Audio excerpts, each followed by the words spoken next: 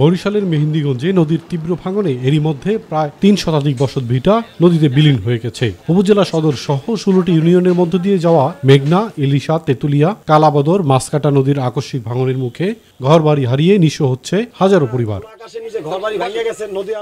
শুধু ঘরবাড়ি নয়, হুমকির মুখে হাজারো বসতভিটা সহ সরকারি বেসরকারি বহু স্থাপনা। কিন্তু ভাঙন রোধে সরকারি বেসরকারি কোনো কার্যক্রম চোখে পড়ছে না স্থানীয়দের। বিনিশ হয়ে গেছে, আমরা এখন কোথায় যাব, কোথায় থাকবো, আমাদের কোনো নিরাপত্তা নাই। রাত্রে দিনে ঘর দুয়ার ভাঙ্গিয়া একজন অসহায় আছি, কে কোন জায়গায় থাকবো কোনো স্থান নাই। প্রতি 5 মিনিট পর পর ভাঙ্গিয়া নদী গর্ভে চলিয়া যাইতেছে, আমরা এখন দিশাহারা। দিনকে দিন ছোট হয়ে আসা মেহেন্দিগঞ্জের ভূমি রক্ষায় দ্রুত ও স্থায়ী বাঁধ নির্মাণের দাবি জানিয়েছে ভাঙন কবলিত মানুষ।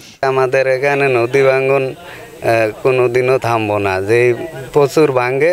আমাদের ঘর বাড়ি সরাই তাই না, গাছ কাটতে সরাই তাই না, কোনটা থেকে কোনটা করুম কোনো দিশা ভিসা পাইতে আসে না। কর্তৃপক্ষ যদি যথাযথ ব্যবস্থা গ্রহণ না করে তাহলে অত্র অঞ্চল শীঘ্রই নদীগর্ভে বিলীন হয়ে যাবে। বন্যা কবলিতদের নিয়মিত সরকারি ত্রাণ ও ভাঙন রোধে কার্যকর ব্যবস্থা দেওয়া হচ্ছে দাবি করেছে স্থানীয় প্রশাসন। ইউনিয়নগুলো নদী দ্বারা বিচ্ছিন্ন, এর মধ্যে শ্রীপুর, আলিমাবাদ, চর গোপালপুর, চর এককরিয়া ইত্যাদি ইউনিয়নে ইতিমধ্যে নদী ভাঙন শুরু হয়েছে।